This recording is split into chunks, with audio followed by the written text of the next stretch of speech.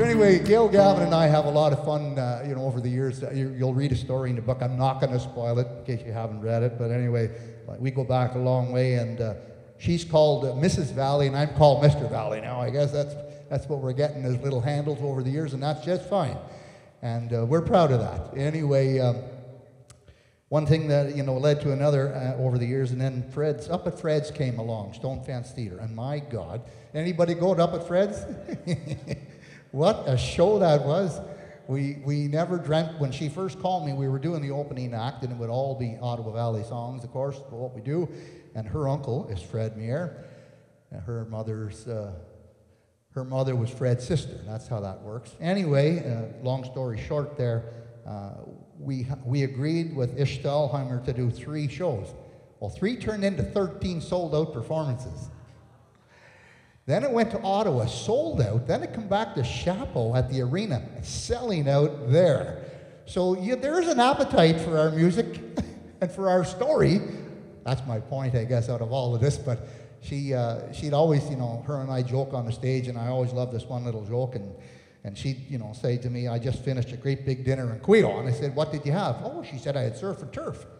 I said, surf and turf in Quito? What in the world would that consist of? She said, bare butts and bologna.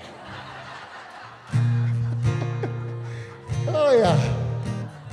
Come gather around me, pay close attention to a story I'll tell you in rhyme of a beautiful land that I'm proud to mention, this Ottawa Valley of mine. From the lake of 2 mountains to Mattawa town, Smith Falls to the Gatineau line. It's a land of great size and a sports paradise. It's the Ottawa Valley of mine. Well, the people who live here, they don't quarrel or quibble. They work hard and like a good time. It's a land of step dancing, good old-time fiddle, this Ottawa Valley of mine. From the hills of Deep River to Buckingham Mills, Shawville to Perth on the Tay. It's the place of my birth, and there's no place on earth like this Ottawa Valley of mine. It's the place of my earth, and there's no place on earth like this Ottawa Valley of mine. Oh yeah, this Ottawa Valley of mine. Oh.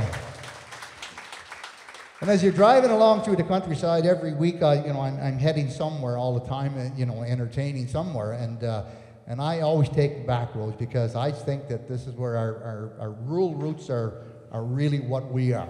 So it doesn't matter when I'm even going to Renfrew. I've got to go through Douglas, and I've got to come out behind Renfrew on the back end. And it's the same going to Quebec on the Outaouais Trail, by the way, and that's what that 148 is called.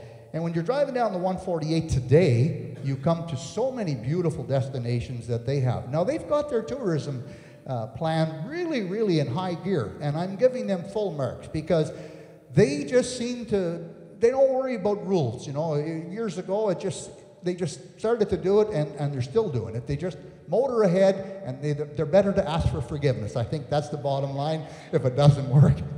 But there's so many places along the route, and there's a new place now over in Bristol, Quebec. It's got the new lumberjacks. I'm going to call them that. They dive for the logs. They dive for the logs that have sunk to the bottom of the Ottawa River, all the way along. Now, they'll never even put a dent in what's all down at the bottom of the river or the tributary rivers. But there's a nice show on YouTube right now that shows as they bring these logs up. It's like the guy that runs, it's called Logs End is the name of his business. He's got about 10 divers, and they go down. They bring every type of log up. And one of the logs that they brought up on this particular show, it's a white pine, and he estimates the tree to be 300 years old. That's an old pine tree. Any of you lumbermen out there, that's an old. So they took a new pine log of today, and they cut it sectionally, and then they took a section of this old log, and you wouldn't believe the grains of the wood. The new grains are like, it looks like about 1/8 apart in the new wood. These old grains on these old woods are like a 32nd or even less. And you can actually see the grains of the wood, and so the method of what they're doing they make plank flooring out of this wood, and it's amazing. And they also make furniture because it's so dense, and it's really neat. But over in the Pontiac, so like I say, they kept going. There's a place over there called Coronation Apple, where they make everything apple. And I know the people now, they're Grahams, they're beautiful people. If you ever get a chance when you're over there, make sure you stop and see their operation. They make both hard cider and soft cider. And because it's a mom and dad operation, they make apple pies, apple fritters, apple. Beautiful to see. And there's also another Graham family over there. They're raising alpacas. And these alpacas are really good. It's not called wool, it's called fiber. And the particular fiber that they're using from these alpacas makes the warmest socks known to us. So if you ever need a good warm pair of socks, that's a good spot to go as well. Anyway, Jane Toller, that's where I'm going Friday night. She tells quite a story as well. And of course, I began that today when I told you about George Bryson coming over and getting his land. But back about 15, 18 years ago, the mill in Davidson closed, the pulp mill. And like all the other pulp mills that were closing all across Canada, it put pretty well the whole town. It was a one-horse town, pulp. And everybody was basically unemployed. And so they all thought, you know, it's okay, it'll come back, it'll come back. Well, unfortunately, it never did come back. And to this day, there's a skeleton of that mill still stands there, and there are still people that say it's going to come back someday.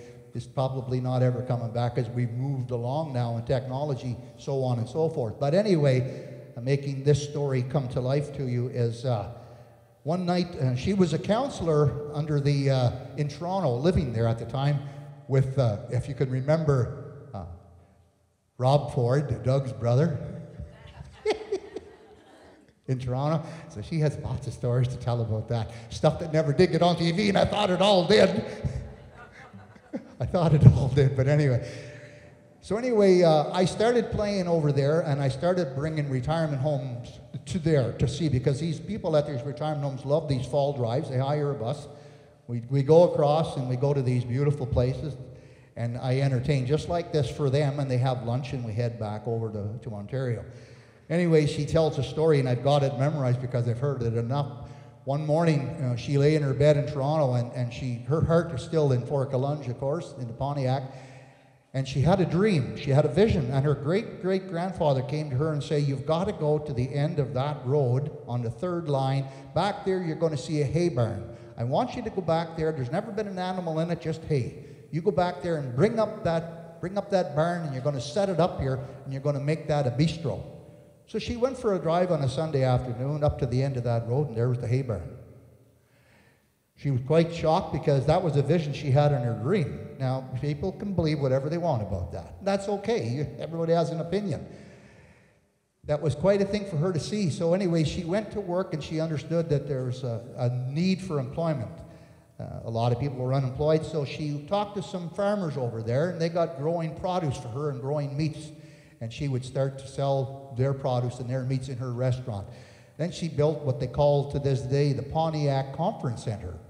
And this conference center has everything you can imagine. You swear to God you're right down in Quebec City or Montreal or Ottawa.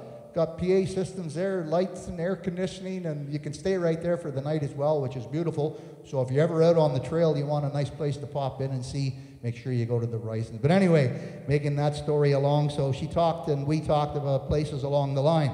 So it's called, so you're driving up the road. How many have ever been to the Black River? Have you ever been up to the Black River? So you know that area. It's some of the most beautiful countryside you could ever imagine.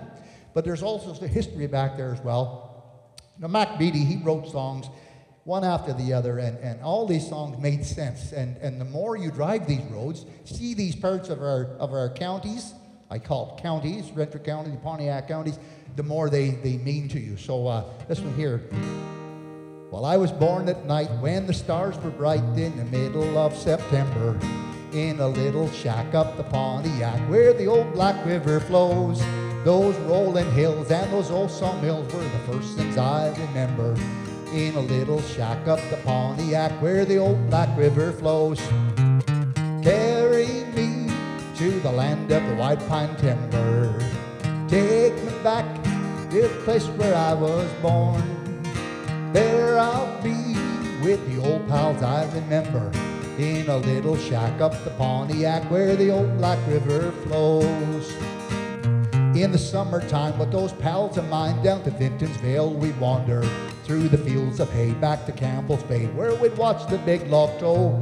In the winter snow to the camps we'd go, to Walton just down yonder, roaring lumberjack up the Pontiac where the old Black River flows. Carry me to the land of the white pine timber, take me back where the old Black River flows. There I'll be with the old pals I remember, in a little shack up the Pontiac where the old Black River flows. In a little snow day of the camps we go, then to Walton just down yonder, roaring lumberjack up the Pontiac where the old Black River flows.